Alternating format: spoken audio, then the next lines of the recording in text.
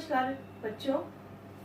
आज हम लोग एजुकेशन के जो भी बच्चे हैं बीए सेकेंड ईयर के, उनको क्या अपनी एजुकेशन में के पेपर में पढ़ना है इसके बारे में हम लोग डिस्कस करते हैं। तो हम लोग जो भी एजुकेशन में जो भी बच्चे हैं उनको ये बता दें कि उनको 2 पेपर पढ़ने हैं। जैसे कि हम लोगों ने प्रीवियस में भी एजुकेशन में 2 पेपर पढ़े थे और वैसे ही हमें इस सेकेंड ईयर में भी 2 पेपर पढ़ना है। जो दोनों पेपर है उनके बारे में उनको क्या क्या चीजें हमें पढ़नी है, चलिए हम ये बताते हैं आपको।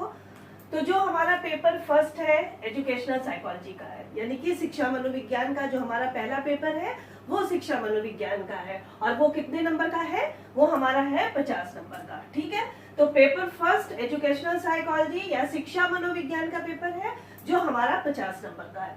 दूसरा हमारा पेपर है thoughts and practice in education, शिक्षा में विचार और प्रयोग, यानी कि शिक्षा दर्शन का जो हमारा पेपर है वो हमें सेकंड पेपर पढ़ना है। ठीक है, और वो भी हमारा है 50 नंबर का। तो हमारे जो दोनों पेपर मिला के हमारे 100 नंबर का पेपर है, 50 नंबर का पहला पेपर है और दूसरा हमारा वो भी 50 नंबर का है। तो चलिए हम देखते हैं कि पेपर फर्स्ट के अंतर्गत हमें क्या क्या चीजें पढ़नी है, पेपर सेकंड में हमें क्या क्या चीजें पढ़नी है। तो पहले हमें ये पूरा सिलेबस के बारे में मालूम होना चाहिए, तब हम आगे कोई भी चीज पढ़ेंगे। ठीक है, तो चलिए हम पहले पूरा पेपर डिस्कस करते हैं कि क्या क्या चीजें हमें अपने पेपर फर्स्ट में पढ़ना है और पेपर सेकंड में पढ़ना है। चलिए देखते हैं। तो जो हमारा पेपर फर्स्ट है शिक्षा मनोविज्ञान का, उसमें हमें पढ़ना है कॉन्सेप्ट ऑफ एजुकेशनल साइकोलॉजी। जो शिक्षा मनोविज्ञान है उसका वो क्या होता है, उसके अर्थ क्या है, उसकी परिभाषा क्या है, उसका क्या कॉन्सेप्ट है, उसके बारे में हमें पढ़ना है। Method of studying human behaviour, जो भी मानव का व्यवहार है उसका हमें अध्ययन करना है। उसको अध्ययन करने के लिए हमें किन किन विधियों का प्रयोग करना है, इसके बारे में हमें पढ़ना है। ठीक है, फिर हमें पढ़ना है meaning and purpose of learning. Learning यानी कि सीखना क्या है, अधिगम क्या है, उसके बारे में मालूम होना है, हमें पढ़ना है। उसके क्या उद्देश्य है, क्या अर्थ है, क्या परिभाषा है, उसके बारे में हमें पढ़ना है। फिर role of educational psychology to increase memory in the individual, एक व्यक्ति की जो स्मृति होती है उसको प्रभावित कैसे करता है शिक्षा मनोविज्ञान, या शिक्षा मनोविज्ञान का क्या रोल है एक व्यक्ति की स्मृति को बढ़ाने में। ठीक है, उसके बारे में, यानी स्मृति क्या होती है उसको भी हमें पढ़ना है। एक व्यक्ति की जो स्मृति है वो कैसे बढ़ती है, कैसे इंक्रीज होती है, शिक्षा मनोविज्ञान का उसमें क्या रोल है, उसके बारे में हमें अध्ययन करना है। ठीक है, उसके अलावा हमें पढ़ना है कॉन्सेप्ट ऑफ इंटेलिजेंस। इंटेलिजेंस यानी कि बुद्धि, बुद्धि क्या है, उसका क्या कॉन्सेप्ट है, क्या उसके प्रकार, बुद्धि के कौन कौन से प्रकार होते हैं, कितने प्रकार की बुद्धि होती है, बुद्धि की क्या विशेषताएं होती है, डेफिनेशंस, अर्थ, परिभाषा, सब हमें उसके बारे में, बुद्धि के बारे में पढ़ना है। ठीक है, पर्सनालिटी यानी कि व्यक्तित्व एंड फैक्टर्स इफेक्टिव पर्सनालिटी। ठीक है, पर्सनालिटी क्या होती है, यानी कि व्यक्तित्व क्या होता है, एक आदमी की पर्सनालिटी क्या होती है, उसको हम कैसे परिभाषित कर सकते हैं, कौन कौन सी चीजें हैं जो एक व्यक्ति के व्यक्तित्व को प्रभावित करती है, उसके बारे में हमें अध्ययन करना है। प्रॉब्लम ऑफ एक्सेप्शनल चिल्ड्रन, जो एक्सेप्शनल चिल्ड्रन क्या, जो विशिष्ट बालक, विशिष्ट बालक क्या होते हैं, विशिष्ट बालक जो सामान्य बालक से अलग होते हैं। जैसे हमारे होते हैं गिफ्टेड यानी कि प्रतिभाशाली बालक हुए, सृजनात्मक बालक हुए, पिछड़े हुए बालक हुए, मंदबुद्धि बालक हुए। ये बालक जो सामान्य बच्चों से अलग होते हैं उनके बारे में हमें अध्ययन करना है कि उन बच्चों की क्या समस्याएं होती है, क्या कारण होते हैं कि वो सामान्य से अलग होते हैं, उनकी शिक्षा किस प्रकार से होनी चाहिए, क्या उनकी शिक्षा सामान्य बालकों की तरह ही होनी चाहिए या कुछ अलग। ठीक है, तो इसके बारे में कि विशिष्ट बालक क्या है, उनकी क्या समस्याएं हैं, उनके बारे में हमें अध्ययन करना है। ठीक है,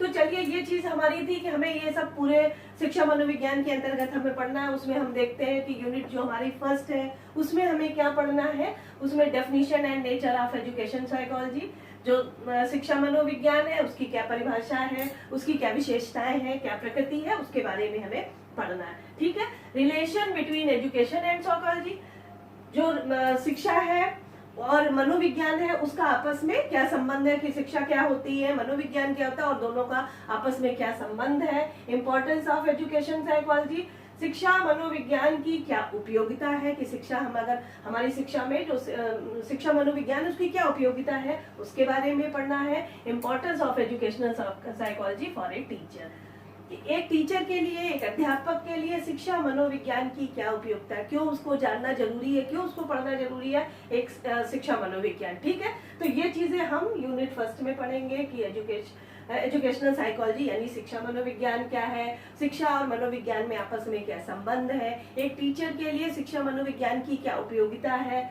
और उस शिक्षा मनोविज्ञान की अपनी में क्या उपयोग है। ठीक है, शिक्षा में क्या उपयोग है, तो ये चीज हमें यूनिट फर्स्ट के अंतर्गत पढ़नी है। यूनिट सेकंड में हमें कॉन्सेप्ट ऑफ लर्निंग यानी कि सीखना क्या है उसके बारे में पढ़ना, उसका क्या कॉन्सेप्ट है, उसकी क्या डेफिनेशन होती है, सीखना क्या होता है, सीखने के थ्योरीज ऑफ लर्निंग, क्या क्या सिद्धांत है, किन किन मनोवैज्ञानिकों ने सीखने को किस किस तरह से परिभाषित किया, उसके क्या सिद्धांत बताए हैं।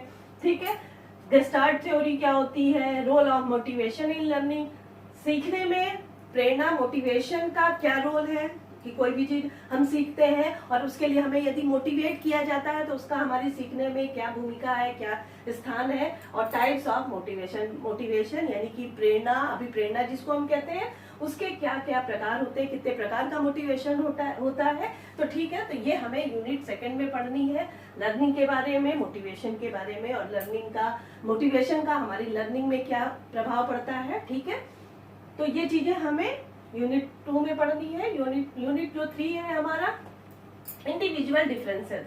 इंडिविजुअल डिफरेंसेस यानी कि जो व्यक्तिगत भिन्नता है, ठीक है, उसका क्या कॉन्सेप्ट है, व्यक्तिगत भिन्नता क्या होती है। व्यक्तिगत भिन्नता जैसे एक व्यक्ति दूसरे व्यक्ति से भिन्न होता है, तो हर व्यक्ति क्योंकि एक जैसा नहीं होता है तो उसकी अपनी रुचि, योग्यता, क्षमता अलग अलग होती है। तो हमें यहाँ पे यही पढ़ना है कि हर व्यक्ति जो अलग है एक दूसरे के साथ, तो उसकी शिक्षा भी अलग ही अलग होती है। हर व्यक्ति की रुचि, क्षमता, योग्यता अलग है, तो उसी के आधार पर शिक्षा क्या होती है, शिक्षा कैसे दी जाती है। और चूंकि हम यहाँ पे शिक्षा मनोविज्ञान पढ़ रहे हैं, तो शिक्षा मनोविज्ञान के द्वारा ही हमें, उसके अंतर्गत ही हमें इंडिविजुअल डिफरेंसेस यानी कि व्यक्तिगत भिन्नता क्या है उसके बारे में पढ़ना है, उसका क्या कॉन्सेप्ट है, मतलब क्या क्या चीजें होती हैं जो हमारी व्यक्तिगत भिन्नता की, कौन से प्रकार है, क्या चीजें हैं जो हमें इसको प्रभावित करती हैं, इनके बारे में हमें पढ़ना है। फिर concept of intelligence and IQ and EQ, मतलब जो भी हमारे इंटेलिजेंस, जैसे कि हमने भी बताया, जो बुद्धि है उसका क्या विचार, वो बुद्धि क्या होती है, उसकी क्या परिभाषा है, IQ टेस्ट क्या होता है, EQ टेस्ट क्या होता है, इसके बारे में भी हमें पूरा इसमें अध्ययन करना है। उसके अलावा concept of personality and determination, जो पर्सनालिटी है यानी कि व्यक्तित्व है, उसके क्या, एक अच्छे व्यक्तित्व को कौन कौन से चीज प्रभावित करती है, उसके गुण विशेषताएं, सब कुछ हमें पर्सनालिटी यानी व्यक्तित्व के अंतर्गत पढ़ना है। ठीक है, तो ये तो यूनिट 3 थी जिसमें हमें इंटेलिजेंस, बुद्धि, इंडिविजुअल डिफरेंसेस, पर्सनालिटी आदि चीजों का अध्ययन करना है। और लास्ट हमारी 4th यूनिट है मेंटल हेल्थ यानी कि मानसिक स्वास्थ्य।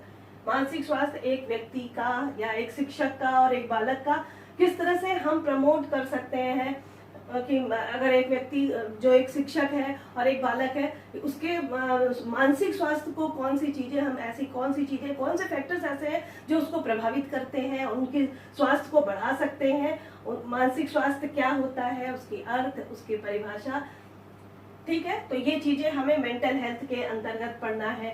उसके अलावा हमें एक्सेप्शनल चिल्ड्रन यानी कि विशिष्ट बालक, विशिष्ट बालक क्या होता है, अभी हमने बताया कि विशिष्ट बालक सामान्य बालकों से जो अलग होते हैं वो हमारे विशिष्ट बालक कहलाते हैं। तो जैसे कि गिफ्टेड यानी कि जो प्रतिभाशाली है, सृजनात्मक एंड बैकवर्ड जो पिछड़े हुए बालक है, उनके बारे में हमें अध्ययन करना है कि वो सामान्य से क्यों अलग है, उनके क्या कारण है और उनकी शिक्षा किस प्रकार की होनी चाहिए। तो ये चीजें, ये गिफ्टेड बालक, क्रिएटिव बालक, बैकवर्ड, इनके बारे में हमें अध्ययन करना है। ठीक है, तो ये थे हमारा शिक्षा मनोविज्ञान का पेपर, जो ये इसका सिलेबस है, जिसको हमें ये चीजें पूरी अपने सिलेबस के अंतर्गत पढ़ना है। ठीक है, और हमारा अब है दूसरा पेपर जो हमारा शिक्षा दर्शन का है, जो हमारा 50 नंबर का है। उसमें भी हमें क्या क्या चीजें पढ़नी है, चलिए हम देखते हैं।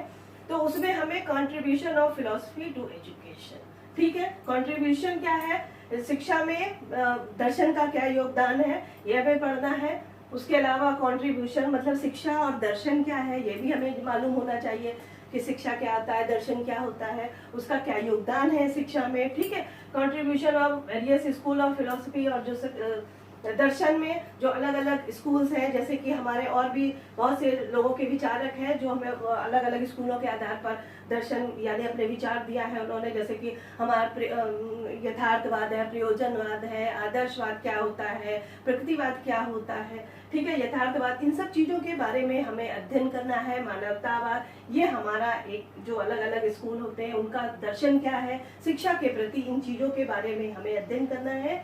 और few of great Indian thinkers of the field of education, जो शिक्षा के क्षेत्र में जो हमारे इंडियंस जो वो है दार्शनिक है, उनका क्या योगदान है, ठीक है, जो उनके क्या विचार है, इनके बारे में हमें, जो हमारे भारतीय दर्शन जो दार्शनिक है उनका शिक्षा के क्षेत्र में क्या योगदान है उसके बारे में हमें पढ़ना है।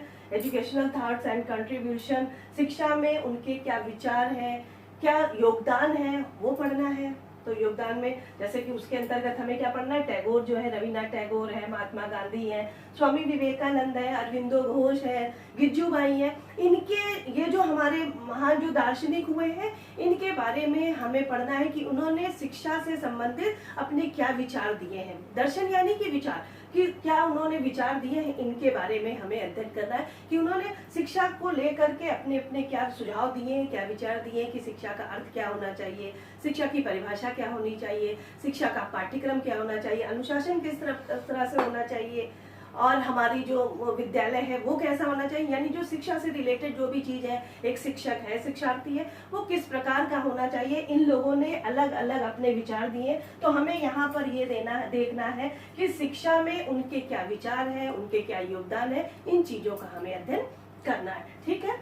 और हमारा है एजुकेशनल प्रैक्टिस, जो हमारे अभ्यास है, जो प्रयोग है, वो जैसे कि किंडरगार्टन जो प्रणाली है वो क्या होती है, किंडरगार्टन किसने बनाया है, इसमें इस विधि में कौन कौन सी विधि है जिसके द्वारा हम बच्चों को पढ़ाते हैं, तो किंडरगार्टन प्रणाली क्या होती है, मॉन्टेसरी प्रणाली क्या है, डाल्टन प्रणाली क्या है, प्रोजेक्ट मेथड क्या है, इन चीजों के माध्यम से हम लोग पढ़ेंगे कि किस किन चीजों के माध्यम से हम बच्चों को पढ़ाते हैं, बच्चों को सिखाते हैं। तो ये जो हमारी प्रणाली है इनके बारे में भी हमें अध्ययन करना है। तो ये चलिए हम देख लेते हैं कि हमारा जो पेपर फर्स्ट है और पेपर सेकंड जो अभी हमने डिस्कस किया, ये पूरा सिलेबस हमें अपने बीए सेकेंड ईयर में पढ़ना है।